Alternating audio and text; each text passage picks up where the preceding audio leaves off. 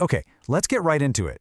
Something huge, and I mean huge, is happening in the world of online media, and most people haven't even noticed. For the last decade, we all knew the rule. Your face is your brand.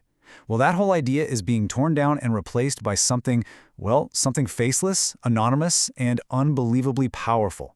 And this brings us to a wild paradox, right? We're constantly told the internet is just flooded with fakes, with bots, that you can't trust anything. And yet, millions of us are now getting our most trusted information from channels where we never even see the speaker's face. How on earth does that make sense? That's exactly what we're going to break down. So this chart right here, it basically maps out the entire shift. We're leaving what you could call the personality era, where everything, all trust, was tied to a connection with a person on screen. And we're entering the information era. Now trust is all about the quality of the data. The brand isn't the person anymore. The brand is the format, the style, the reliability. And look at that last line, because it's so important. The creator goes from being the bottleneck to being an operator who runs the whole system. That changes absolutely everything. So, to really get why this is working so well, we have to start with our own brains. What is it about this format that our psychology just seems to click with? Well, it starts with this fascinating idea called the voice of God effect. Think about it. When you take away a human face, you also take away all the mental baggage that comes with it. We're not judging their clothes, their expressions, or giving in to our own subconscious biases. The voice just floats, and our brain starts to treat it less like one person's opinion and more like an objective, institutional source of truth.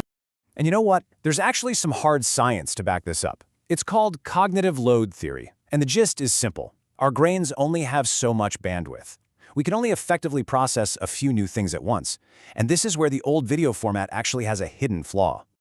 When you watch a typical talking head video, your brain is trying to juggle three different things all at once: what's being said, the graphics on the screen, and all the social information coming from the person's face. Our eyes are naturally drawn to faces, which means we're constantly being pulled away from the actual data. By getting rid of that third stream, the face, faceless content lets our brains zero in on the message. It's just a cleaner, more efficient way to learn. Okay, so the psychology makes total sense. But let's be honest, the real reason this trend has absolutely exploded, it's the economics. We are talking about a full-on gold rush. The business model here is just staggering. Just look at this number, $45. That's how much a really good faceless finance channel can potentially make for every single 1,000 views. To put that in perspective, that is 5, maybe even 10 times what a standard vlogger might make. So the big question is, why are advertisers willing to pay such an insane premium for these anonymous channels? This table tells the whole story. See, these faceless channels completely dominate the high-value niches. We're talking finance, tech, software, topics where the viewer isn't just passively watching, they're actively researching a problem or a purchase. That audience is pure gold to an advertiser. They're not paying to be associated with a personality, they're paying for a direct line to a customer who's ready to spend money. And it goes way beyond just the high ad rates. The whole business model is just better. It's built for scale. You're not limited by your own time. You can hire teams of writers and editors to run a dozen channels at once. The content is super easy to dub into other languages for a global audience. No messy lip syncing. And maybe the biggest thing of all, the channel itself becomes a sellable asset. You can't really sell PewDiePie's personal brand, but you can definitely sell a channel called Crypto Insights to the highest bidder. All right, but it's not all good news. There's a massive storm cloud on the horizon. And the great irony is that the very same technology that enabled this whole revolution, AI, is now threatening to drown the entire system in a sea of low-quality junk. Get this. One recent study found that over 20%, one-fifth, of all the videos being recommended to new users is what people are now calling AI slop. You know, that mass-produced, sometimes totally nonsensical content that's made with zero human oversight just to try and trick the algorithm. And this flood of fake, synthetic content is having a real effect on us. It's making us all feel kind of alienated and weirded out. You might have heard of the dead internet theory, this idea that most of what we see online isn't real, it's just bots talking to bots. Well, that's not some fringe conspiracy theory anymore. For a lot of people, it's starting to feel like their daily reality. It's making us skeptical of everything online, especially anonymous content.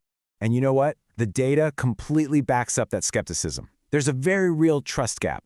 Even with today's super realistic AI voices, studies like this one show that we remember way more information when it's delivered by an actual human being. There are all these subtle cues in a real voice, emotion, empathy, that are just critical for building credibility.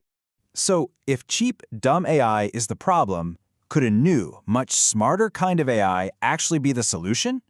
Well, it looks like the answer might be yes, and it's leading to the rise of something called AI agents. So you have to understand the key difference here. All that slop is made by what you could call System 1 AI, or generative AI. It just follows a simple command, and it's notorious for just making stuff up. Agentic AI, or System 2, is a whole different beast. It doesn't just create, it reasons, it plans. It can take a big goal, break it down, and, this is key, it verifies facts before it generates anything. It automates entire workflows, not just single tasks. So here's how that actually looks in practice. It's kind of like an assembly line for quality control. A human creator gives the planner agent a big goal, like create a video about the history of space exploration.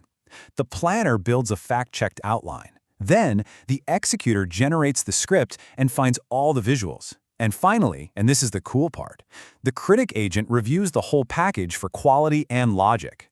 If it's not good enough, it gets kicked back for revision. What this all means is a complete paradigm shift. We're moving away from simple text to video, where you're just a glorified prompt engineer. This is about intent to video. The creator's job isn't the grunt work anymore. Your job is to provide the high-level vision, the core idea, the intent, and then you let the AI agent handle all the complex execution. So what does all this leave us? As these invisible influencers and powerful AI agents become more and more common, maybe this is the actual future of media.